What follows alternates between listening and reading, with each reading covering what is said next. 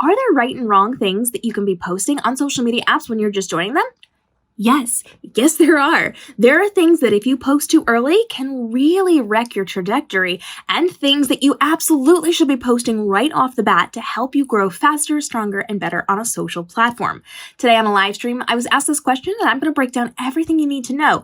But it is important to note that before I post on any new social media app, I spend 2 to 3 full days learning about the app. That means scrolling through the app, and for me, that's several hours of going through the content and understanding who's posting, how are they posting, what are they posting, what's the communication like, what is the response like. We make sure we go through and we understand the aesthetic and the vibes and the conversation and the captions and the titles, and everything that gets posted needs to flow within the ecosystem of that specific app.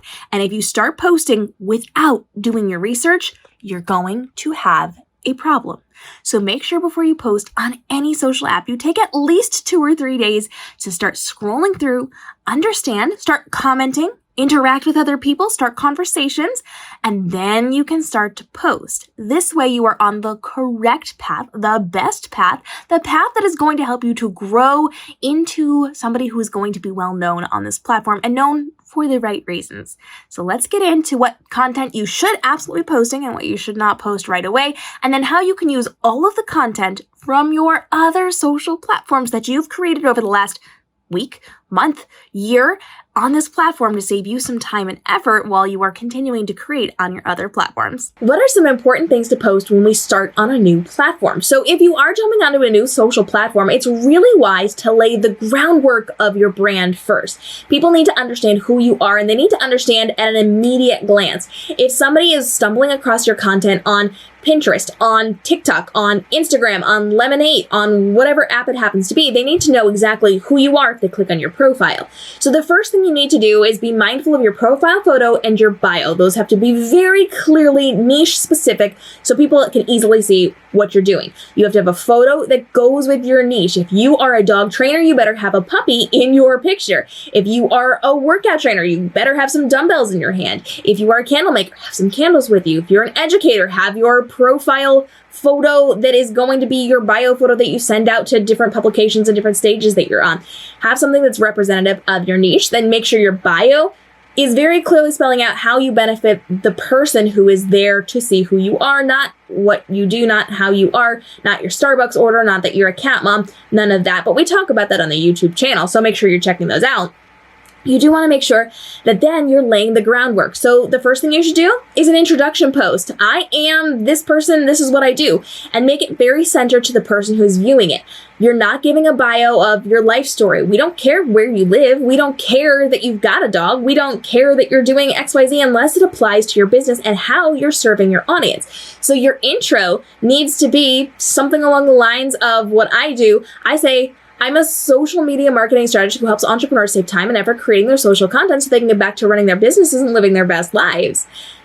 How does that serve them? I tell them that I'm a social media educator and speaker, so they know I do this a lot, and they know that I'm helping them to save time and effort so that they can run their business without having to deal with too much social media pressure and stress. So we want to make sure we're very clear about that. You can put other information in there. It doesn't have to be very short, but have a good picture of you, something that shows off your face, your smile, your eyes. People need to be able to develop that trust factor with you, and they do that by seeing your face and hearing your voice and your words.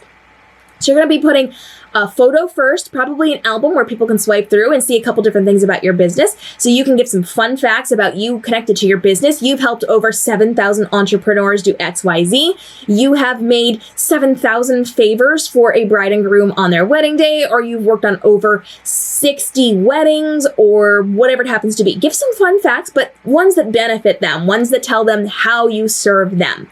That's going to be a really good first post. Then in your subsequent posts, you want to give the groundwork of your business. So tell us the staples, the most important things, even if it's repetitive, even if you repeat it. In fact, it should be things that you repeat. The questions that get asked a lot should be what you talk about.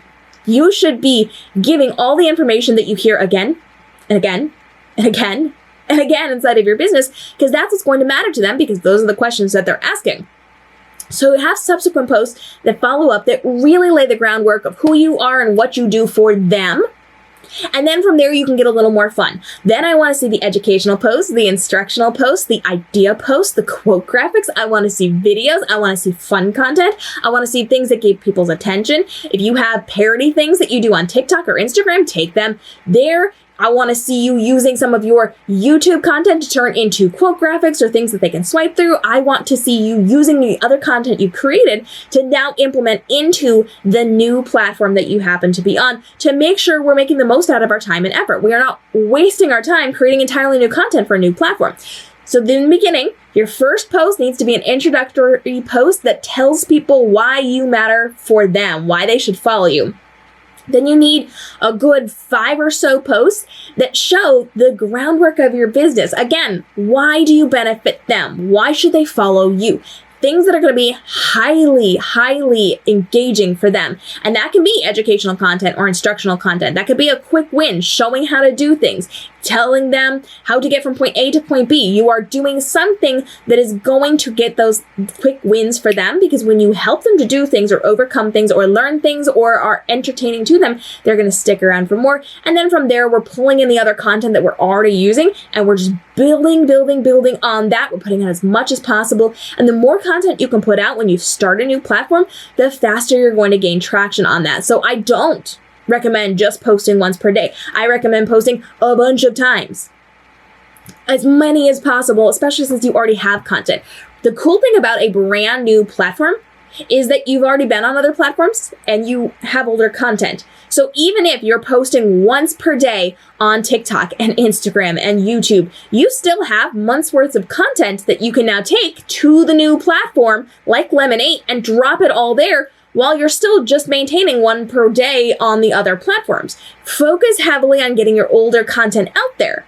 And you will have content for months and months and months if you already have a ton of content on your social platforms. So if you've paid attention, if you have been keeping files, you've been keeping your folders of files, you've been doing all the things, it's going to be real easy for you to take your older content and drop it on there in a very time-sensitive way so that a couple times a day you can post, build it up, and build up your following very quickly. Introduction, why you're important to them. Foundational content, all your old content, baby.